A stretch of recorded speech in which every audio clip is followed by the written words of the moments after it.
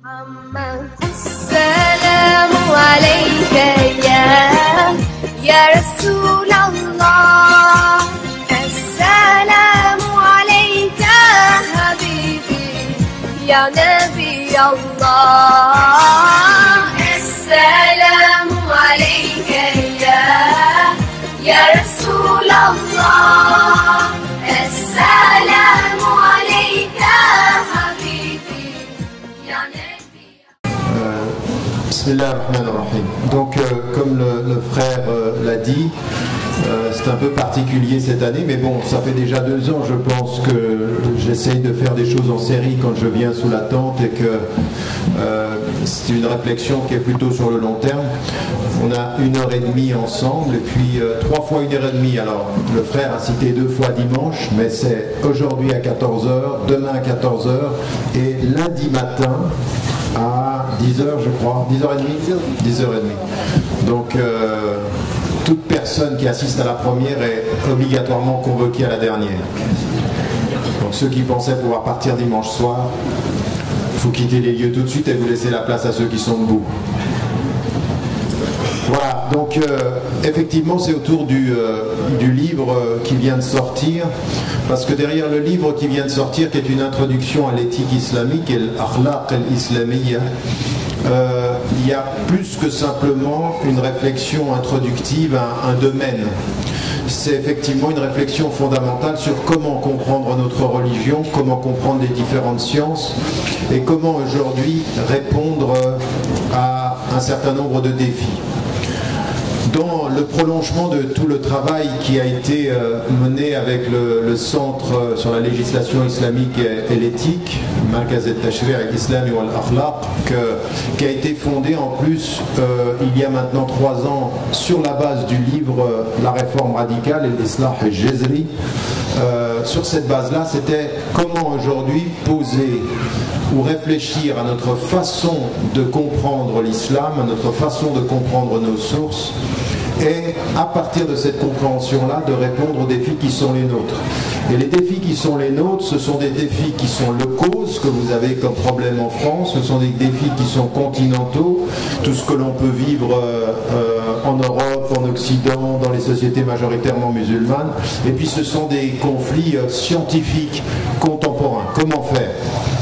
Et ce que je vais essayer de faire, c'est en fait faire une introduction à l'introduction en amenant une réflexion simplifiée sur des choses que vous pourrez lire. C'est un livre qui a beaucoup de références, qui renvoie au Coran et à la tradition du prophète, mais à beaucoup de notre tradition, les grands savants, les grandes réflexions historiques, et puis en même temps qui arrive aux questions contemporaines. Donc les principes, l'histoire et la situation. Premier élément donc sur lequel il faut s'arrêter, c'est la notion d'al-akhlaq, ce dont on parle, l'éthique islamique. Et on n'a pas en arabe un terme qui veut dire exactement ce que l'éthique veut dire en langue grecque ou en langue française. Mais en fait, on a un mot qui est à la fois beaucoup plus large et un mot qui est à la fois beaucoup plus spécifique.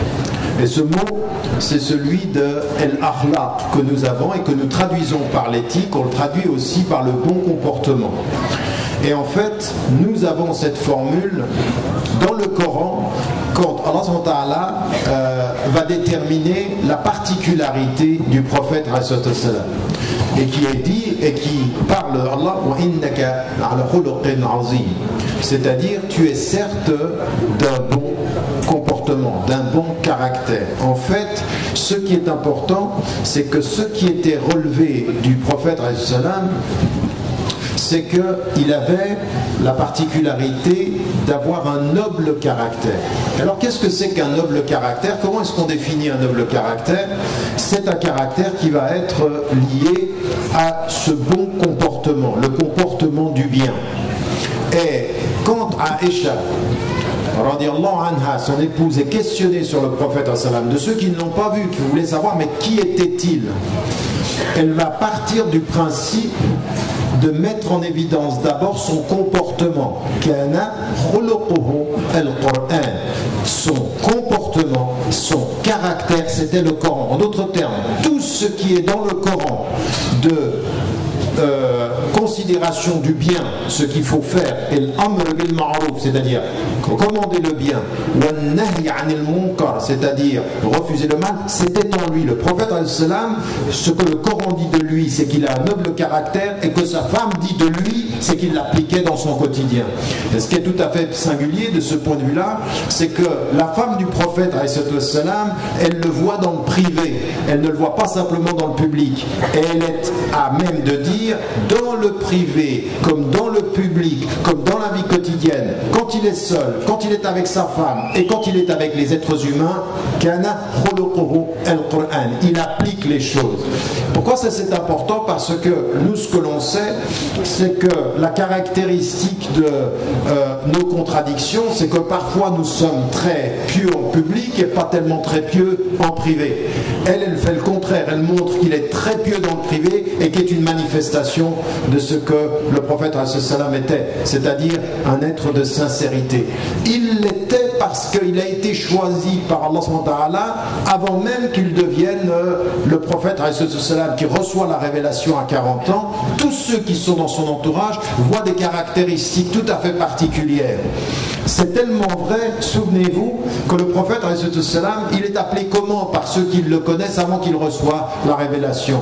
Deux caractéristiques du bon comportement. Il est as-sadiqul amin, c'est-à-dire celui qui dit la vérité quand il s'exprime, et celui qui maintient les dépôts, c'est-à-dire quand on lui donne quelque chose, il le préserve. Quand on lui donne quelque chose par la parole, il le garde. Quand on lui donne quelque chose de riche, il le protège. Et quand, en l'occurrence, on lui fait une confidence, il ne l'expose pas. Il est celui qui protège l'autre de tout ce que les autres pourraient faire de mal à cet autre. Donc il est sadiqul amin. Donc une caractéristique qui va être celle qui vont lui reconnaître.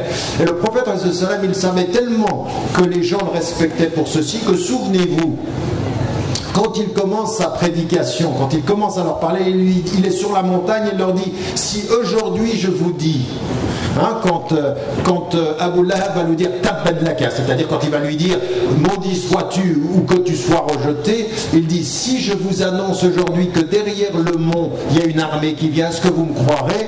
Est-ce que vous me croirez si je vous le dis? Ils lui disent oui. Pourquoi? Parce qu'on t'a toujours connu un être de vérité. Et ça, il s'appuie sur ce qu'il savait de lui avant la révélation pour leur dire: je suis le même être de vérité avant que celui qui porte la révélation. Et d'ailleurs, Allah m'a choisi, elle a choisi parce qu'il était l'être de vérité avant et qu'il va être l'être de vérité après. Et donc, il a une caractéristique, l'élément qui va être déterminant dans le fait qu'il est véridique dans le message, c'est qu'il est juste dans le comportement. En d'autres termes, et ça c'est important, quand Allah va parler de notre communauté, quand il parle de notre communauté, il ne commence pas par dire que nous sommes une communauté de croyants. Il commence par dire: vous êtes une communauté dont la spécificité va se voir par le comportement avant que ça vienne pour vous du sens du cœur. C'est-à-dire qu'Allah il sait que si vous vous comportez bien, ça vient de votre cœur. Mais les êtres humains, pour qu'ils sachent ce qu'il y a dans votre cœur, qu'est-ce qu'ils vont regarder? Votre comportement.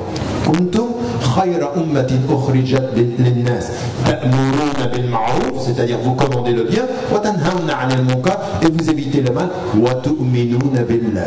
C'est-à-dire que pour les hommes, ce qui va être l'élément, qui va être la véracité du message, le fait que ce message est vrai, c'est le comportement que vous avez. Vous commandez le bien et vous interdisez le mal. Qu'est-ce que c'est ceci? Le bon comportement, c'est l'éthique, c'est l'akhlaq. Et donc ici, on comprend que tout notre message, il va être celui de mettre en évidence ce bon comportement que nous devons avoir dans notre quotidien. Troisième des choses qu'il faut mettre en évidence sur la compréhension, c'est que le prophète, il va nous dire une chose fondamentale. Et cette chose fondamentale, elle va nous permettre à nous de bien comprendre qu'est-ce que ça veut dire que ce bon comportement quand il est dit la chose suivante, à savoir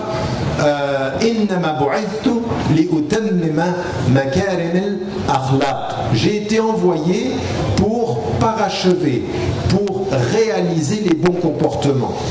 Et dans cette formule, c'est important aussi pour nous. Pourquoi? Parce que ce qui va être important et qui vient avec le prophète sallam, c'est qu'il nous dit quelque chose qu'il faut que vous compreniez bien. Je n'ai été envoyé que pour parachever les bons comportements, les utammima. Les utammima, ça veut dire il y avait quelque chose avant moi qui était là et je ne suis venu que compléter. La même chose que dans le hadith où le prophète sallam dit qu'il y a une maison qui est construite dans laquelle il manque une pierre, il vient mettre la pierre, il complète l'édifice. Mais ça veut dire quoi pour nous? Ça veut dire que quand on parle du bon comportement, le Coran ne vient pas avec du tout neuf. Il vient confirmer ce qui était avant et compléter ce que nous devons savoir puisqu'il est Khatim al-Anbiya, le dernier des envoyés. Mais ce qu'il veut dire par là, c'est attention, dans le bon comportement, il y a des choses qui vous ont précédé. Et ils vous ont précédé dans la tradition chrétienne, dans la tradition juive, mais pas seulement. Dans l'humanité avant vous, vous trouverez du bon comportement. Et quel est l'exemple que nous avons de cela dans la vie du prophète alayhi salam? Quand il est chez Abdullah ibn Jud'an, quand il a 12 ans, le prophète alayhi salam, il assiste à quelque chose à laquelle il ne s'attendait pas. Il assiste à une rencontre qui va être celle de Half al-Fudul, c'est-à-dire le pacte des vertueux. Et Jud'an, quand il appelle tous les gens, qu'est-ce qu'il fait? Il appelle tous les chefs des tribus en disant une chose: à partir d'aujourd'hui, quand un homme nous rend visite et qu'il n'a pas la protection d'un clan, nous devons le traiter non pas selon le pouvoir du clan, mais selon le principe de justice. Pourquoi? Parce qu'un Yéménite était venu et qu'il n'avait pas de clan et quelqu'un l'a volé. Et donc comme il n'avait pas de protection, celui qui l'a volé, il l'a volé en sachant qu'il n'avait pas de protection. Donc il a laissé le principe de justice pour ne penser qu'au principe du pouvoir. Comme tu es démuni, comme personne ne te protège, ben je peux te voler et personne ne va se retourner contre moi. Et ça ne correspondait pas au principe de justice et de noblesse, même des clans, même des tribus arabes. Alors lui, il ramène tout le monde et il dit: à partir de maintenant, quand quelqu'un vient, ce qui va être notre référence, c'est pas qui a le pouvoir, mais le principe de justice qui nous unit. Et le prophète, des années plus tard, quand il reçoit la révélation, quand il est le prophète, il dit: j'ai assisté quand j'étais jeune à cette rencontre-là, et s'il fallait que je revienne à ce principe-là, j'y reviendrai. Qu'est-ce qu'il veut dire par là? Il y a des principes que des gens qui n'étaient pas musulmans ont mis comme principe de justice, et justice est une justice, il n'y a pas justice islamique et justice non islamique. La justice, c'est la justice. Et il y a des gens qui ont, et des civilisations et des tribus, et je donne même de ceux qui étaient dans Half al-Fudul, il y a des gens qui vont se retrouver contre le prophète, mais lui, il ne regarde pas qui est avec et qui est contre, mais le principe que l'on défend. Le principe que l'on défend. Et comme vous, Français de confession musulmane, que vous soyez des gens qui viennent du Sud et qui vous êtes installés, ou vos parents se sont installés ici, ou que vous soyez convertis à l'islam, vous ne devez jamais rejeter du lieu où vous êtes les bons principes qui sont juste ici, car il se peut que des gens qui n'étaient pas musulmans ont établi des principes avec lesquels les musulmans sont d'accord. Nous ne venons pas tout enlever, nous venons construire sur ce qui est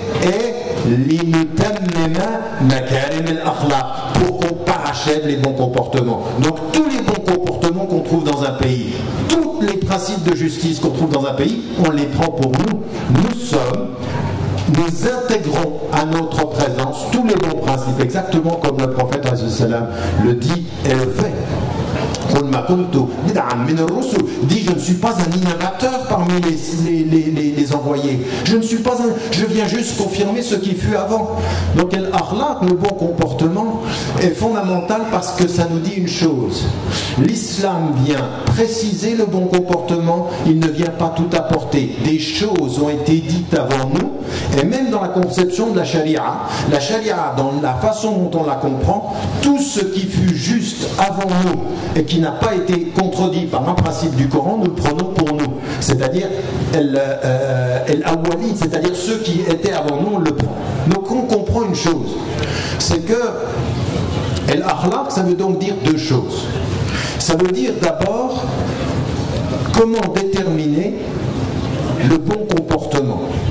Et c'est le bon comportement. Mais pour que l'on sache qu'est-ce qui détermine le bon comportement, il faut que l'on ait les principes du bon comportement. Donc, Et l'akhlaq, comme l'éthique, ce dont on parle, l'introduction à l'éthique, c'est de déterminer qu'est-ce que le bien, qu'est-ce que le mal, qui nous dit ce qui est bien, qui nous dit ce qui est mal, et c'est le bon comportement, comment réaliser ce qui est bien, comment éviter ce qui est mal. Donc vous avez bien compris, l'éthique c'est deux choses, c'est un, les principes, et deux, la pratique. Les principes de pourquoi ce qui est mal, comment par exemple avez-vous décidé, ou avez-vous compris, ou d'où ça vous vient, que mentir c'est mal, ou que voler c'est mal. Qui a décidé ça? D'où ça vient ceci? Et donc en l'occurrence, on va se poser la question de savoir comment on définit le bien et le mal. Donc dans la science de l'éthique, c'est qui va décider ça. Et d'un autre côté, tout ça c'est bien gentil, je sais qu'il ne faut pas mentir, je sais qu'il ne faut pas voler, je sais qu'il faut faire le bien, mais je fais comment? Comment est-ce que je réalise? C'est-à-dire comment je passe du principe que je comprends à la pratique qui le traduit, qui traduit ce que je comprends. D'accord? Comment je fais ceci? Parce que c'est facile de dire, ah ben, oui, nous sommes des spécialistes dans les communautés musulmanes, on est des spécialistes du yaka, mais il n'y a qu'à faire ça. Oui, c'est gentil. Je veux dire, yaka. Non, c'est plus complexe que ça. Parce qu'il y en a certains qui ont mal compris, je ne cesse de répéter depuis 25 ans, l'islam est très simple. C'est une religion extrêmement simple. Mais la vie, elle est compliquée. Tu ne dis pas yaka. C'est compliqué la vie, c'est pas facile, avec mes souffrances, avec mon passé, avec mon histoire. Donc donne-moi les moyens d'appliquer un principe simple à partir de ma vie compliquée. Mais ne me dis pas que je suis un mauvais musulman parce que je n'arrive pas, avec ton principe simple, de l'appliquer dans ma vie compliquée. Parce que certains, c'est difficile, et en particulier dans le contexte dans lequel on est aujourd'hui, c'est pas facile d'appliquer des choses simples. En fait, c'est très compliqué d'être simple. C'est très compliqué d'être simple, vous le savez. Et il y en a, ils aiment bien être compliqués pour être compliqués, et donc ils compliquent inutilement. Donc tout ça n'est pas simple. Vous m'avez suivi? Non, il n'y a pas de... On a des fatwas particulières ici, on n'applaudit pas. D'ailleurs, ni pendant ni après. Dès qu'on a fini tout à l'heure, on part tranquillement, puis on réfléchit à ce qu'on a partagé, Inch'Allah. Donc en l'occurrence, vous comprenez ce que je suis en train d'essayer de dire. L'akhlaq, c'est ceci. Et donc, dans ce qui nous est donné, il va y avoir à essayer de comprendre, dans la tradition musulmane, quelles sont les sources, comment est-ce qu'on définit ce qui est bien et mal. Et là, on va avoir les sciences, et l'ulum al-islamiyya vont être des éléments de se dire, mais comment est-ce qu'on se détermine? Et d'un autre côté, il va falloir se dire, comment est-ce qu'on va appliquer ceci?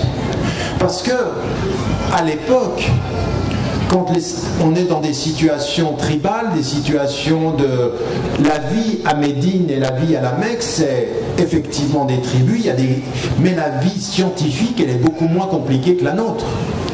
Par exemple, quand on vient vers vous et on vous dit, à partir de maintenant, on peut rentrer dans vos cellules, avoir toute la séquence ADN de vos cellules, puis on peut commencer à bricoler là-dedans. Qui va dire si c'est bien et qui va dire qui est-ce qui est mal? Où est-ce qu'on arrête et où est-ce qu'on commence? C'est-à-dire aujourd'hui, on a des moyens technologiques qui ont développé un rapport au bien, au mal. Il faut réfléchir. On ne peut pas commencer à dire non, c'est haram.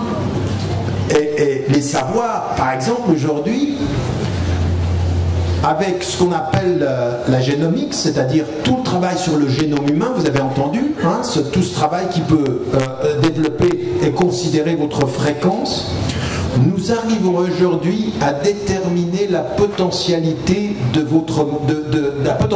certaines maladies chez vous.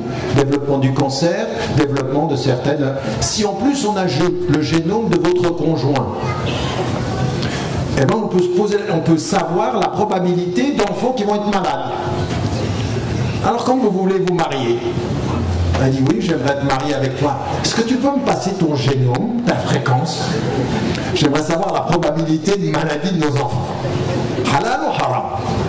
Pourquoi est-ce qu'aujourd'hui je n'aurais pas la possibilité, alors puisque les sciences me permettent de le dire, c'est-à-dire de me permettre de savoir la probabilité du cancer, et que vous savez que dans la tradition du fiqh ancien, la probabilité de la maladie du conjoint, il ne faut pas la cacher. Maintenant on a un savoir supplémentaire. Vous prenez ça à la plaisanterie, mais d'un autre côté, la multiplication du savoir développe la multiplication des questions éthiques sur la gestion de ce savoir. Comment est-ce qu'on fait ça? C'est des questions extrêmement difficiles et donc on ne peut pas commencer à faire du bricolage ou à dire haram haram à tout parce qu'il y a des choses qui sont extrêmement utiles aujourd'hui. Vous avez compris les deux éléments. Une fois que j'ai mis, est-ce que je vais m'arrêter un petit court instant? Là, j'ai terminé la notion de la définition. Est-ce que vous avez des questions sur la définition? Masha'Allah. C'est soit vous avez peur, soit je suis très clair. On va partir du principe avec beaucoup de modestie que je suis extrêmement clair. Masha'Allah. Vous êtes très gentil. Deuxième étape.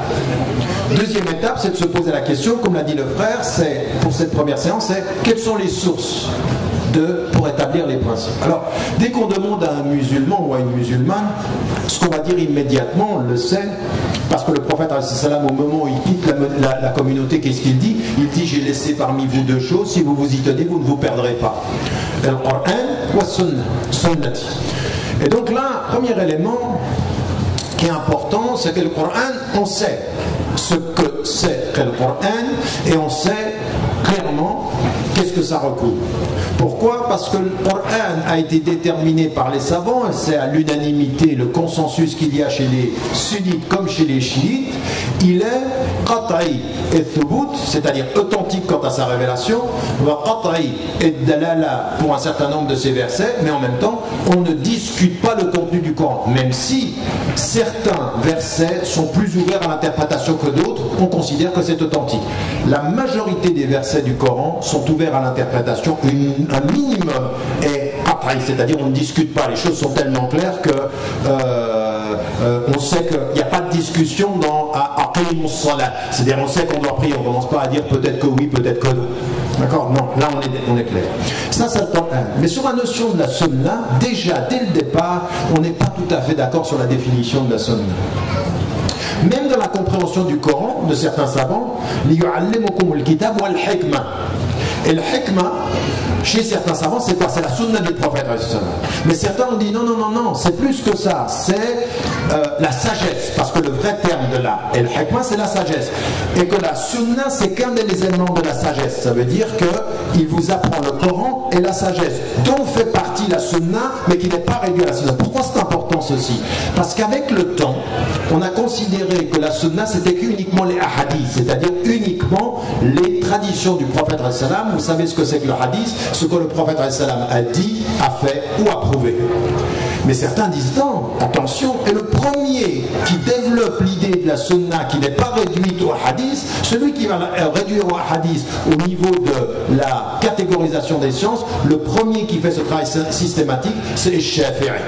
Mais avant lui, vous avez quelqu'un comme Malik, qui a écrit le Muwatta. Et le Muwatta, c'est un premier livre de fiqh, mais il parle de la sunna. Et pour lui, la sunna, c'est pas le corpus des textes, des règles, c'est le comportement général. C'est un mélange entre les hadiths et la sira du prophète associé aux pratiques des gens de la Mecque.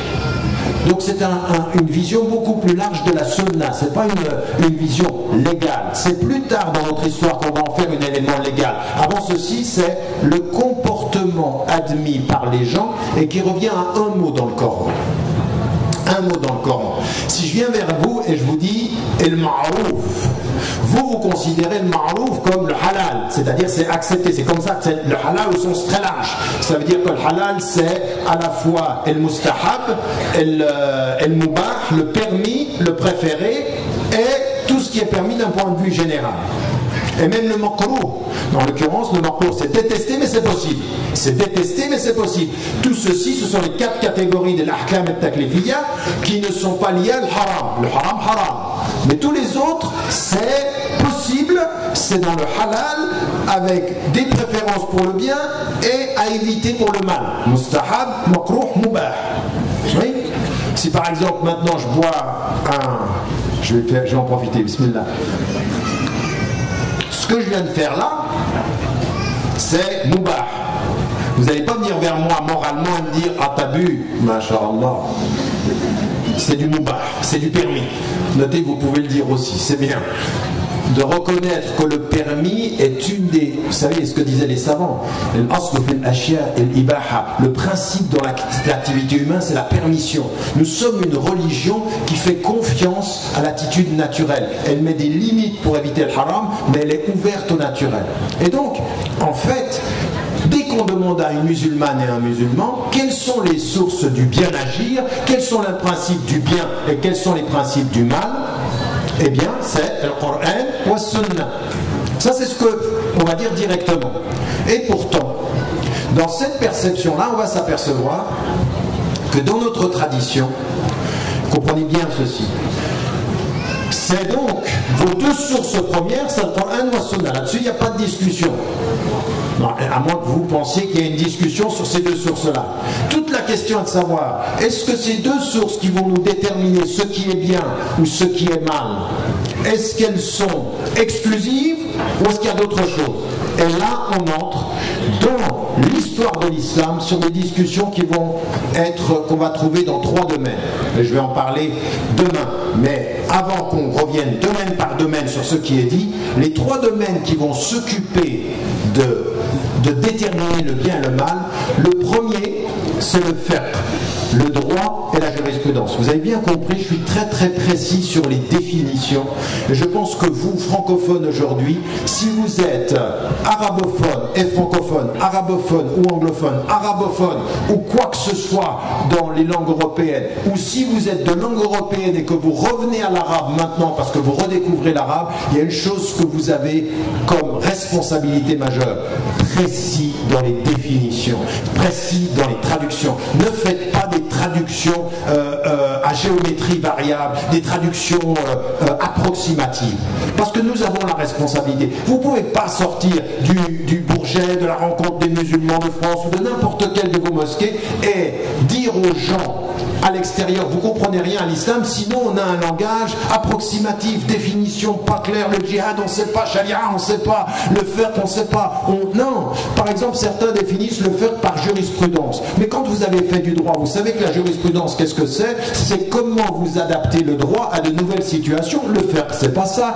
le fiqh c'est des fondements qui ne bougent pas et des choses qui avancent. Donc le droit qui ne bouge pas, c'est-à-dire un cadre, puis ensuite la jurisprudence. Ça n'est pas que de la jurisprudence, parce que si vous dites que de la jurisprudence, vous commettez une erreur sémantique de ce point de vue.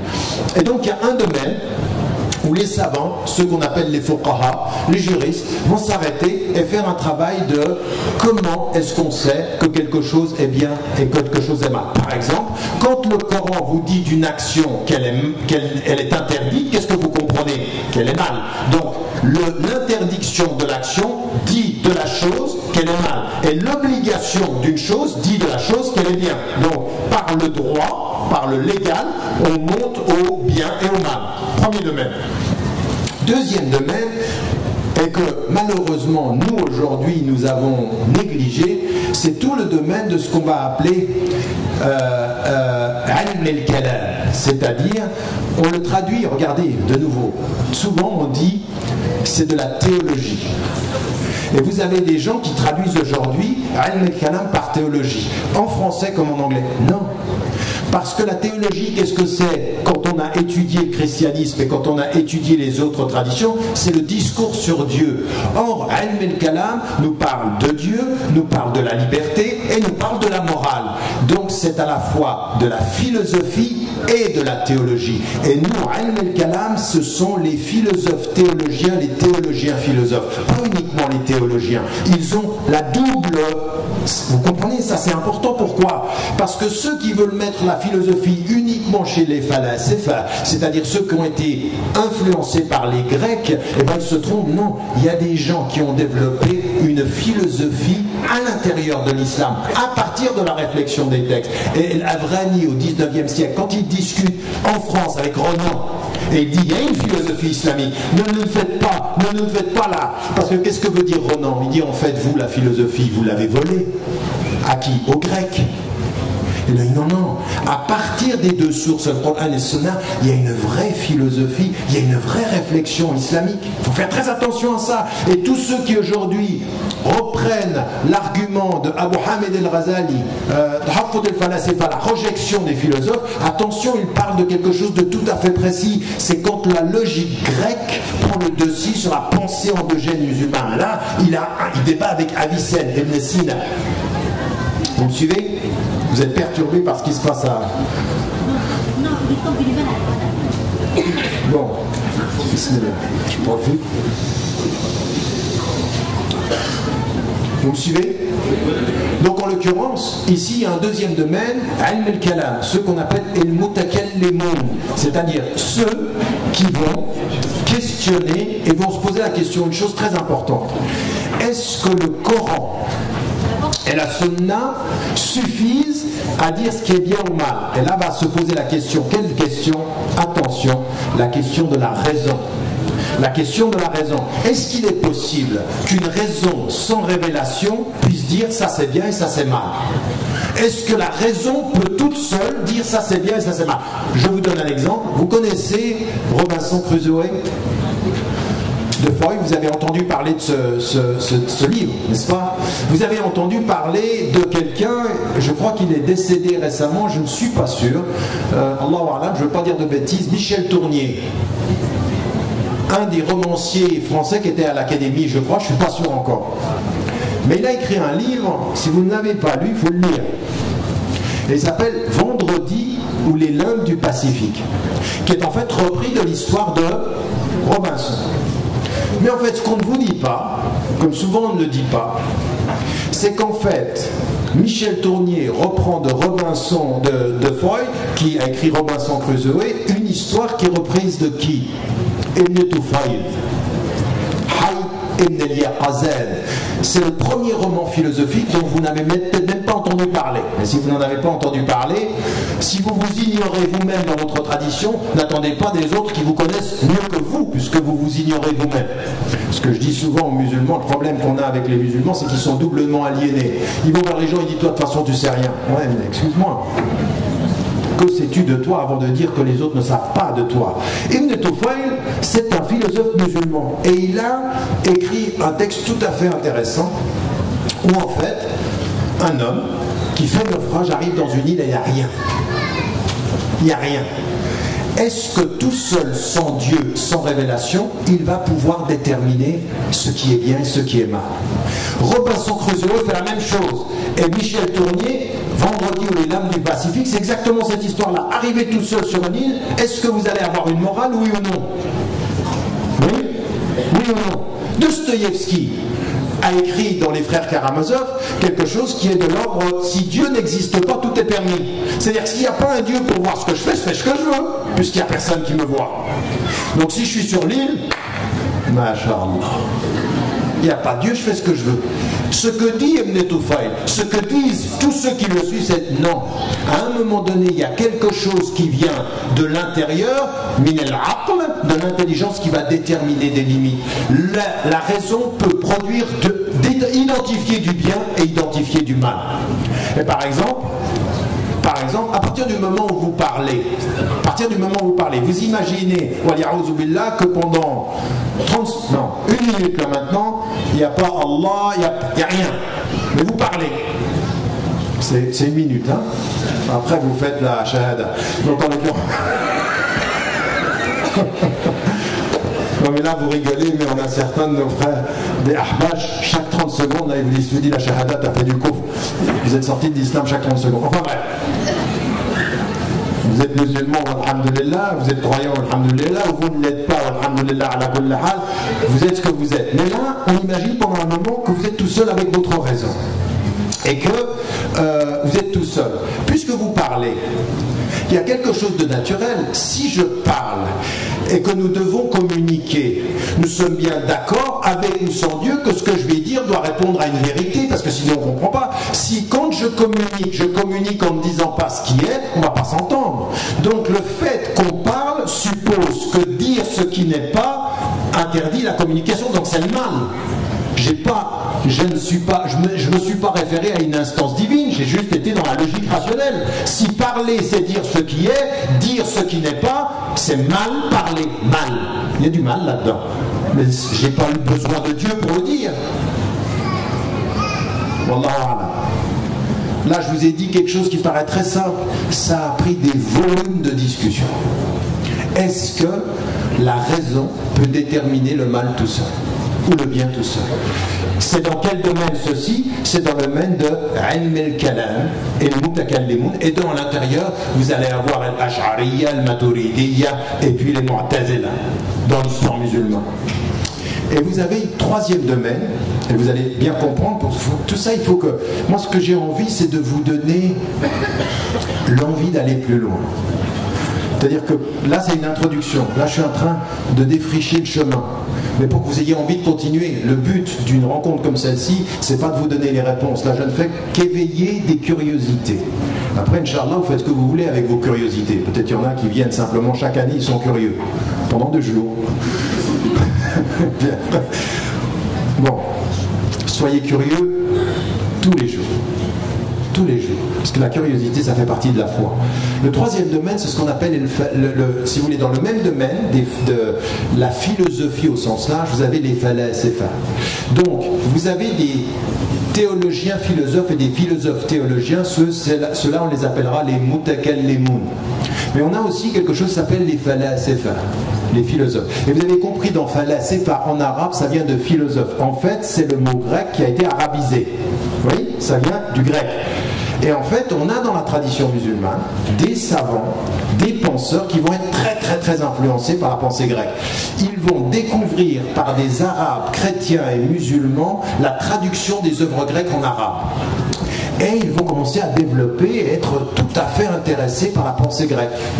Parce que la pensée grecque, elle va déterminer une vraie moralité, un vrai système sans Dieu, parfois, ou avec Dieu. Parce que ce qu'il faut savoir, c'est que l'on dit de Socrate qu'à la fin de sa vie, qu'il s'approchait de l'unicité de Dieu, de l'unicité. Là, on ne sait pas si c'est une réalité, parce que les textes ne sont pas certifiés ou complètement authentiques. Mais toujours est-il qu'en fait, dans la tradition musulmane, on va avoir une tradition de philosophes dont la particularité, c'est d'être influencé par les Grecs. Qui est le savant, le philosophe de référence? En fait, ça n'est pas Socrate, ça n'est pas Platon qui est son élève, c'est Aristote. Et Aristote, il a écrit un livre très important qui va être une référence, qui s'appelle, écoutez bien, l'éthique à Nicomaque. L'éthique à Nicomaque, c'est-à-dire comment développer un système moral de bien et de mal à partir de la rationalité. Et les savants musulmans vont être très influencés par ça, dans l'ordre, El-Kindi, El-Farabi, Ibn Sina, Ibn Rushd, et toute une série de savants, et il y en a beaucoup plus. Ceux-là, qu'est-ce qu'ils font? Ils prennent de la tradition grecque et d'une certaine façon montrent que entre la pensée grecque rationaliste et l'islam, il n'y a pas de contradiction. Il n'essaie pas toujours de faire le lien, mais il montre qu'il n'y a pas de contradiction. Celui qui va montrer qu'en fait, il n'y a pas de contradiction, mais qu'on peut faire un lien, va s'appeler Miskawe, un philosophe qui vient après les autres et qui va montrer que non seulement ce qui va permettre le bonheur, parce que quelle est la question des philosophes? Quelle est la question des philosophes? C'est comment bien agir, mais aussi comment atteindre le bonheur. La félicité, le terme il est la félicité, c'est le bonheur, happiness, sa'ada en arabe. Comment on développe ceci? Et donc eux ils pensent avec le bon comportement, avec la tempérance, avec la justice, avec la maîtrise, avec l'humilité, on parvient au bonheur par la maîtrise et donc par l'agir moral, par le bon comportement. Donc premier des domaines, vous m'avez compris qu'est-ce que c'est? Le fiqh, droit et jurisprudence. Deuxième des domaines, la philosophie au sens large, et qui a deux courants. Et le mutakallimun, philosophe, théologien, philosophe, qui pense à la source de la morale de l'intérieur des références musulmanes. Et les falasifa qui pensent la philosophie morale à partir de la relation entre les Grecs et l'islam. Vous voyez, vous connaissez maintenant. Dès que vous sortez d'ici, Vous savez la différence entre el mutakallimun, ilm al-kalam et el falsafa. El falsafa, c'est le lien avec les Grecs.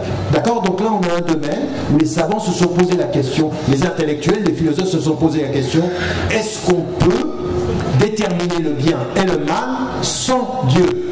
Et pour les falasifa qui sont influencés par les Grecs, ils vont dire oui, bien sûr, puisque eux, ils étaient avant le christianisme, avant, et ils ont pu rationnellement déterminer ce qui était le bien. Par exemple, Socrate. Il y a quelque chose de tout à fait particulier avec Socrate. C'est que sa vie ressemble aussi à la vie de certains prophètes. Mais pour deux choses. C'était pas un prophète, c'était un rationaliste. Mais il y a quelque chose de tout à fait particulier chez lui. Premier élément, c'est que c'est un amoureux de la sagesse. Philosophie, ça veut dire l'amour de la sagesse. Et il a une quête rationnelle comme ceci. Et il développe la dialectique. Écoutez bien, c'est une chose tout à fait intéressante. Il dit à quelqu'un, quand il vient vers lui, il dit, il y a des vérités que tu as en toi, tu sais même pas que tu les as. Oui?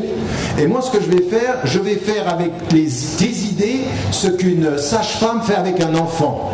Elle fait accoucher l'enfant de l'intérieur, je vais faire accoucher ton esprit. Oui? Je suis un accoucheur. Je suis à ton esprit ce qu'une sage-femme est au corps d'une femme. Elle fait sortir l'enfant, je vais sortir les vérités. Et comment je vais faire? C'est la méthode socratique, ça s'appelle la dialectique. Je te pose des questions. Et toi, tu vas me répondre. Et par mes questions, je vais t'amener aux vérités. Je vais faire sortir de ton âme, de ton esprit, ce qui est dedans et que tu ne savais pas. Et en d'autres termes, pourquoi il dit ceci? Parce que dans son idée, l'âme des individus était dans le monde des idées, est venue s'enraciner dans le corps, et lui, maintenant, elle a oublié. Écoutez bien cette terminologie. Elle était dans l'âme, elle est venue dans le corps, elle a oublié, et je te rappelle. Ça vous dit rien, ça? L'oubli, le rappel, les vérités, faire sortir de l'intérieur. On va y venir. Et donc, en l'occurrence, lui, ce qu'il dit, c'est ceci. Mais qu'est-ce qui est particulier chez lui? Qu'est-ce qui est particulier? C'est que tous ceux qui sont autour de lui, ils reconnaissent une chose à Socrate. Quand tout le monde est sous, lui, il s'abstient. Quand tout le monde perd la tête, lui, il est dans la tempérance. Quand les gens se perdent, lui, il gagne. Quand les gens s'oublient, lui, il est lucide, toujours. En fait, il a quelque chose de particulier, c'est qu'en fait, sa philosophie, il la vit. Mais nous, on sait ça. Ladina amanu wa amilu salihat, qui croient et qui font bien, la cohérence entre ce qu'il dit et comment il est perçu par les gens. Et Socrate est considéré comme un sage. Tellement il est sage que le pouvoir de son époque, qu'est-ce qu'il va dire? Va le condamner à mort. Vous savez pourquoi? Parce qu'il pervertit les jeunes. Et vous savez pourquoi il pervertit les jeunes? Parce qu'il pousse les jeunes à poser des questions, comme lui, poser des questions. Et là, on va le condamner. Et quand on vient vers lui et qu'il est condamné à boire la ciguë, c'est-à-dire il est à s'empoisonner, on va le tuer, à un moment donné, ceux qui sont autour de lui trouvent le moyen de pouvoir le faire fuir. Et Socrate refuse. Il refuse de fuir et il va aller jusqu'à la condamnation. Ce qui est intéressant de ce point de vue-là, c'est que les philosophes, quand ils vont rencontrer la philosophie grecque, ils vont voir des choses qu'ils connaissent d'une certaine façon. Parce que tout ce que je viens de vous dire, en fait, maintenant on va essayer d'avoir une lecture islamique de ce qu'on a pu trouver chez Socrate. En fait, qu'est-ce qu'on a, nous, dans notre tradition? Pourquoi, de ce point de vue-là, les philosophes musulmans n'avaient pas peur de Socrate, à l'inverse du christianisme, qui a voulu effacer le paganisme pré-chrétien d'avant? Pendant des siècles, ils n'ont pas voulu. En fait, le christianisme est revenu à Aristote par les Arabes, chrétiens et musulmans, dont on disait qu'ils traduisaient, c'était pas vrai. Et en l'occurrence, ils commentaient. Aristote qu'on connaît au Moyen-Âge en Europe, c'est un Aristote relu par Averroès et Ibn Rushd. Donc c'est pas simplement des... Mais là, il faut que nous on sache ça, parce que ça nous donne... C'est là où vous commencez à devenir solide, de savoir d'où vous venez, quelle est cette histoire qui est la vôtre. Et ne pas nier, l'islam, ce n'est pas uniquement du fiqh, c'est pas halal, haram, yajouz, la yajouz, c'est beaucoup plus que ça. C'est des siècles de pensée, de réflexion. Et à un moment donné, eux, quand ils voient Socrate, qu'est-ce qu'ils disent? Il dit, lui, qu'est-ce qu'il dit? Il dit, il y a en toi des choses que tu ne sais pas avoir. Revenez à l'islam. Fitrat Allah, allati fatara an-nas alayha. La fitra, c'est-à-dire qu'il y a quelque chose en toi. Et qu'est-ce que c'est la fitra? Wa idh akhadha rabbuka min bani adam min dhuhurihim dhurriyyatahum wa ashhadahum ala anfusihim. Il y a en nous le lien avec la transcendance. Mais en fait, on a oublié. Khatamallahu ala qulubihim. Dieu a scellé leur cœur. Et en fait, nous, quand on appelle quelqu'un à la foi, on lui dit pas quelque chose de nouveau, on lui dit quelque chose qui est en toi mais qui s'est caché. Bon, c'est tellement vrai que celui qui sera sauvé le jour du jugement dernier, illa man atallaha biqalbin salim. Et qu'est-ce que c'est salim? Qui n'a pas été détérioré, qui revient à la fitra. Toute la terminologie socratique de tu savais, t'as oublié, faut te rappeler, elle est complètement en notre accord avec la fitra, khatamallah, enlève le voile et devient. C'est pour ça que quand par exemple je traduis la notion de kufr, qu'est-ce que je dis? Ô vous les négateurs au cœur voilé, vous niez une vérité parce que le cœur est voilé. Il faut enlever le voile pour que vous voyez. En fait, nous, ce qu'on croit profondément, c'est qu'il y a quelque chose à l'intérieur de chaque être qu'il ne voit pas quand il nie et qu'il faut dévoiler pour qu'il s'ouvre. Exactement ce que vous trouvez dans beaucoup de traditions grecques. Vous m'avez suivi? Deuxième source maintenant. Donc la première des sources, qu'est-ce que c'est? Droit et jurisprudence. Deuxième des sources, la philosophie au sens large avec ilm al-kalam et al-falsafa. Troisième des sources qui va se poser la question de l'éthique, du bon comportement. Et ça, c'est très très important. C'est très très important parce qu'aujourd'hui, malheureusement, on est en train de nous mettre les uns contre les autres et nous, on est en train de réduire nos sciences. Il y a une science qui s'est développée au cours des siècles et qui s'appelle le soufisme, la mystique. Et en fait, aujourd'hui, il y a des courants mystiques qui sont en train de nous amener très très loin de ce que c'était au départ. Mais le premier mystique musulman, le premier qui est une référence, nous sommes au début de l'islam, il est mis tabi'in, c'est-à-dire de la génération qui vient juste après le prophète sallam, qui ne l'a pas vu, mais juste après. Donc il a rencontré des compagnons, mais il n'a pas vu le prophète sallam, c'est Hassan el-Basri. Et Hassan el-Basri, il est quelqu'un qui va beaucoup réfléchir sur la tristesse de la vie. C'est-à-dire que cette vie est triste et qui va développer tout un rapport à la relation à Dieu, à l'amour de Dieu, et le mahabba, et le ma'arifa, c'est-à-dire connaître Dieu. Il dit finalement, tout ça, ça sert à quoi? Tout ce qu'on est en train de faire, ça sert à quoi? Quelle est la finalité? C'est de connaître Dieu. Et quelle est la finalité de connaître Dieu? C'est d'être aimé par Dieu. Rabia al-Adawiya est une femme qui vient après. Elle, lui, il va parler beaucoup de tristesse, elle va beaucoup parler d'amour. Mais en fait, qu'est-ce qu'ils disent? Ils disent, en fait, toute notre morale, le bon comportement, il doit être lié à cette relation tout à fait particulière avec Dieu. Et en fait, la source de la moralité, c'est aussi le cœur, qu'on trouve dans le Coran. Regardez, ils ont des cœurs, ils ne comprennent pas avec leur cœur. Donc il y a, le prophète qu'est-ce qu'il dit à un moment donné? Quand quelqu'un vient lui dire, mais qu'est-ce que le bien et qu'est-ce que le mal? Est-ce qu'il lui dit, pense avec ta tête, et stafti qalbak, demande à ton cœur. Ton cœur, c'est aussi une des sources qui sait ce qui est bien, ce qui est mal. Donc le cœur peut dire les choses. Et le tasawwuf, la mystique, c'est de dire attention, il faut réfléchir au bon comportement. Et les soufis, eux, leur but essentiel, c'est toujours de se dire, la question n'est pas de savoir comment on détermine le bien et le mal, c'est comment on le fait. Comment on change sa personnalité pour appliquer le bien et le mal. Et qui va s'appeler comment? C'est-à-dire la purification. En d'autres termes, si on reprend l'exemple de Socrate, c'est comment je viens de la périphérie de mon être au centre de mon être et que je retrouve Dieu. Pourquoi? Parce qu'Allah SWT dit dans le Coran, Ya ayyuhalladhina amanu stajibu lillahi wa lirrasuli idha da'akum lima yuhyikum wa'lamu anna Allah yahulu bayna al-mar'i wa qalbi. Ô vous qui portez la foi, répondez à l'appel, regardez, répondez à l'appel de Dieu et de son envoyé quand il vous appelle à ce qui vous fait vivre, c'est-à-dire l'essence de la vie, et sachez que la connaissance de Dieu est entre l'homme et son cœur. Donc revenez à ça. Le tasawwuf, c'est comment je reviens au cœur salim, comment je reviens à l'origine. Donc, trois sciences qui vont, de ce point de vue-là, déterminer essentiellement la réflexion sur l'éthique. 1. le droit et la jurisprudence, de la philosophie et la théologie au sens large, et la mystique musulmane. Et qui vont développer, et je terminerai, ce sera mon dernier point pour aujourd'hui, pour pas que ce soit trop dense, mais voyez bien que ce que j'aimerais, c'est que les choses se clarifient dans votre esprit d'un point de vue terminologique, d'un point de vue de la catégorie des choses, et que vous compreniez que tout ça c'est structuré, mais que c'est une longue histoire. L'islam, il ne faut pas le réduire à une science, c'est des sciences, c'est des compréhensions.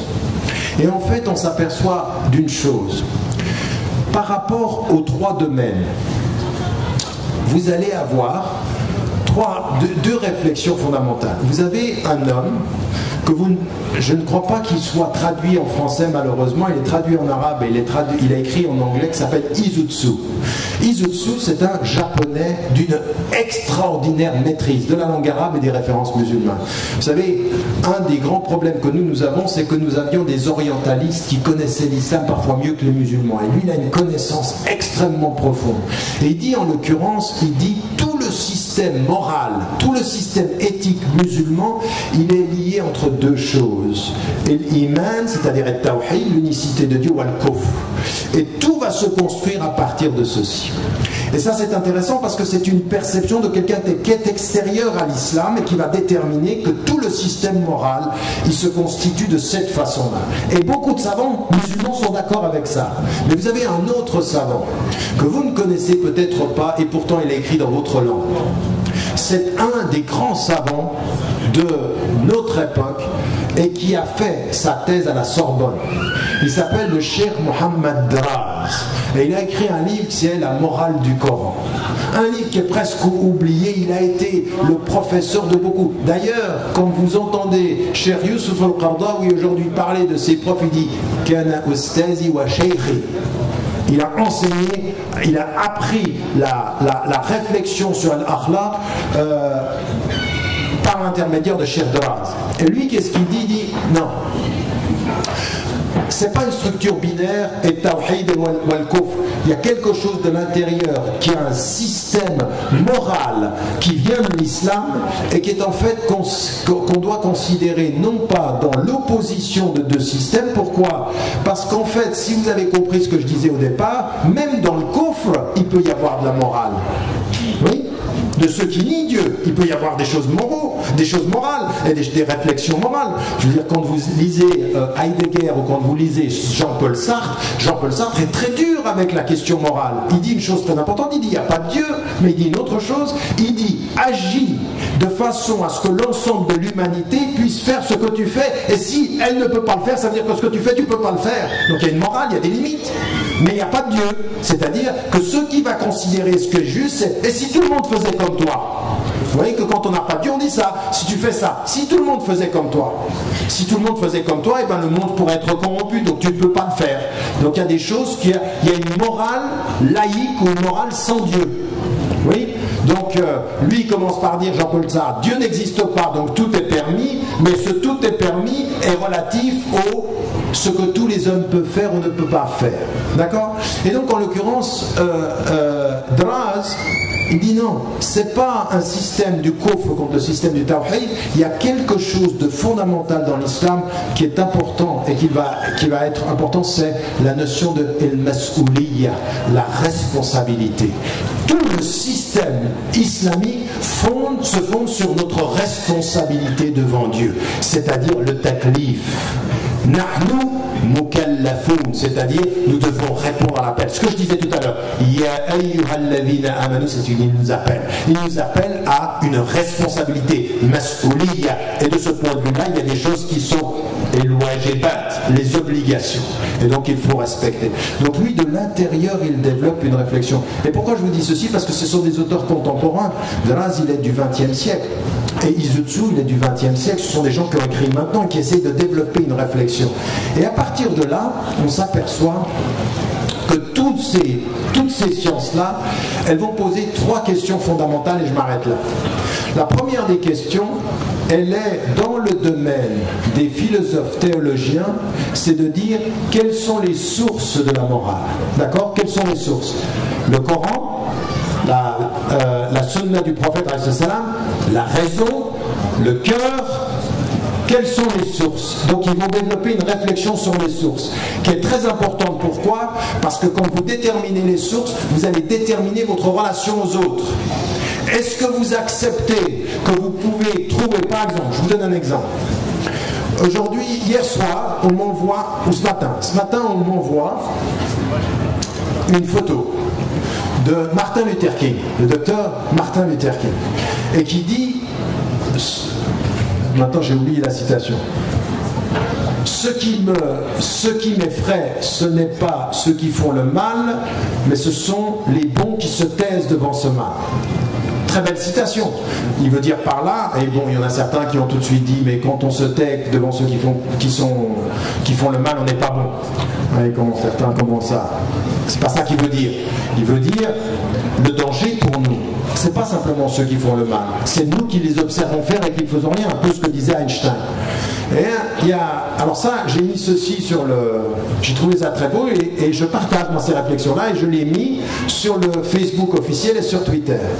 Et il y en a un qui envoie un mot sur Twitter direct et qui dit il y en a marre de Martin Luther King, nous on a le Coran et les hadiths. C'est une réflexion très importante. Pourquoi?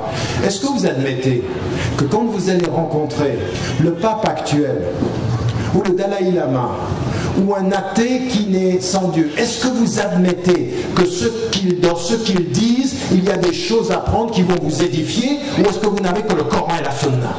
Très important cette question, c'est quelle est la source?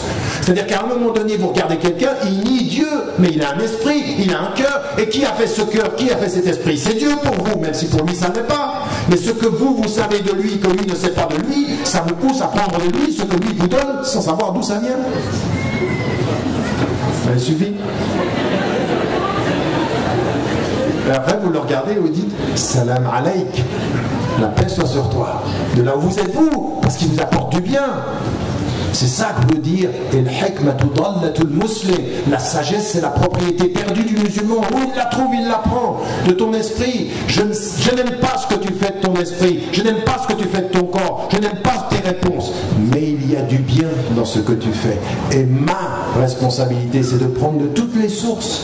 Et vous voyez comment la question de la source est importante. Vous rencontrez des gens qui réfléchissent par eux-mêmes. Et c'est vrai, il y a des gens qui réfléchissent par eux-mêmes, qui réfléchissent mieux que certains musulmans qui, soi-disant, réfléchissent avec Dieu. C'est la réalité, ça. Donc il faut prendre du bien. Donc cette question des sources est importante. C'est ce que pose la question de la philosophie et de la théologie. Les sources. Le fiqh, le droit et la jurisprudence va se poser la question des moyens. Comment est-ce qu'on traduit ça en règle? Parce qu'à un moment donné, si mentir, si voler, si faire le mal, il faut des règles. Donc on va se poser la question des moyens. Des moyens.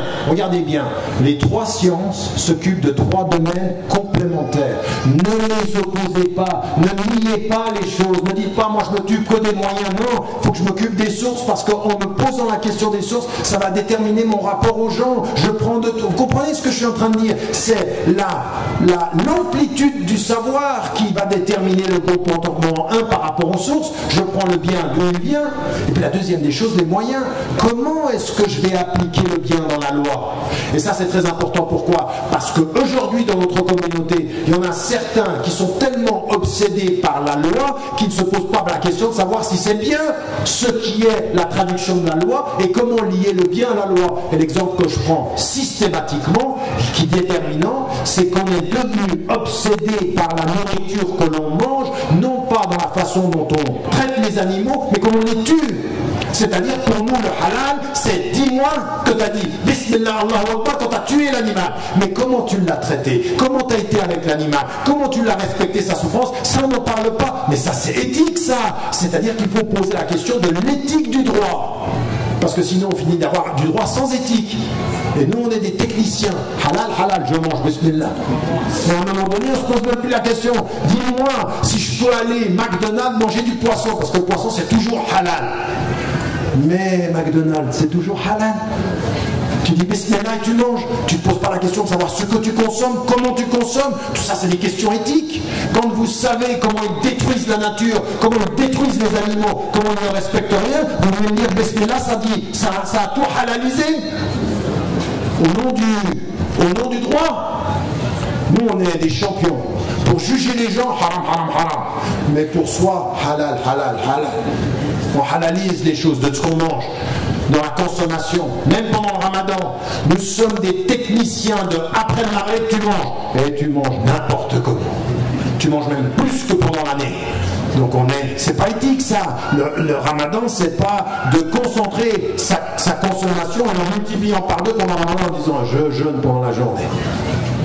Et tu te goinfres pendant la nuit. C'est de la goinfrerie halal.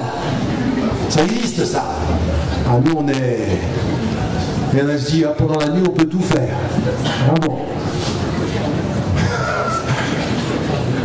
Bref. Deuxième des domaines. Troisième des domaines, c'est les soufis, qu'est-ce qu'ils posent comme question? C'est les finalités. Pourquoi le bien? Pourquoi le mal? Parce qu'au fond, ce qu'on veut, c'est se purifier, c'est s'approcher d'Allah et l'aimer. Donc vous avez bien compris, chacune des sciences, une pose la question des sources, la deuxième pose la question des moyens, et la troisième pose la question des finalités. Et ça c'est important. Pourquoi aussi les finalités? Vous ne vous posez pas des moments des questions, vous ne vous posez pas des questions des moments dans votre pratique, dans votre jeûne, au bout du compte, je suis en train de faire quoi? Je suis en train de faire quoi? Je suis dans une organisation musulmane, je vais à la mosquée, je vis ma vie, je gagne de l'argent. Mais la finalité, c'est quoi? Pourquoi tu es généreux? Pourquoi tu es juste? Pourquoi tu cherches quoi au fond? Que les gens disent Masha'Allah, mu'min? Ou est-ce que toi tu sais que finalement c'est entre toi et toi? Parce que le vrai péché, c'est pas ce qu'on voit de toi, c'est ce que tu sais de toi. Ce qui est en toi et tu détesterais que les gens le sachent, c'est entre toi et toi. Donc la finalité c'est quoi? C'est d'être en paix de toi à toi. Salam et nafs. Comme vous entendez, Hayya al falah, le salut, qu'est-ce que c'est? C'est le salut, c'est vous qui allez le faire. Mais regardez le nombre qu'il y a de gens ici. Vous pensez que le nombre que vous êtes, ça m'assure une place au paradis? Mais rien du tout. Rien. Je suis plus en danger que vous, parce que j'arrête pas de parler. Et celui qui parle, il y a des comptes. Il y a des comptes. Vous comprenez ce que je suis en train de dire là? La première des sciences qui s'occupe des sources, philosophie et théologie, la science qui s'occupe des moyens, le droit et la jurisprudence, et la science qui s'est occupée des objectifs et le tasawwuf. Donc elles sont complémentaires. Nous on les a mis en compétition et on en a enlevé certaines. Allez, enlever le tasawwuf, enlever la philosophie. Halal, haram, c'est tout. Discute pas. Ben si je discute. Parce que c'est pas comme ça. Parce que notre histoire elle n'est pas celle-ci. Wallahu a'lam wa ala wahkam. Ce que j'ai fait aujourd'hui, j'ai donné la définition. Oui, la définition de l'akhlaq sur la base de nos sources, déterminer les questions qui se sont posées, les sciences qui se sont développées, qui ont adressé cette question, et déterminer sur quoi elles se concentraient, sources, moyens et finalités, objectifs. Ça va? C'est clair? Ça c'est l'introduction à la première partie, alhamdoulilah. Assalamu alayka ya Rasulallah. Assalamu alayka habibi ya Nabi Allah. Assalamu alayka ya Rasulallah.